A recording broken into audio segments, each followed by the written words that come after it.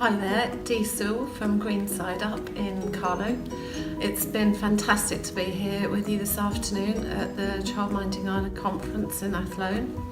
Today I was demonstrating some basics on growing food, from growing seeds to transplanting and then potting up, and showing some tips and child-friendly ways of encouraging people and kids into the garden.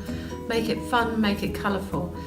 One of the things I demonstrated by showing the screen was we made some grass heads once with a few groups, and this you just need a popsock and some grass seeds and some compost. You get the popsock, put the grass seeds in the top, doesn't matter how many, good handful, fill with compost, tie a knot, turn it back upside down and pop it into a pot on water heavily.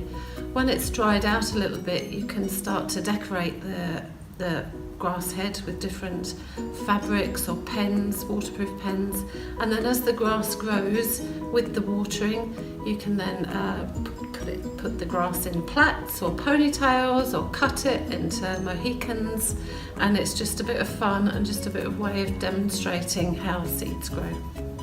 Good luck.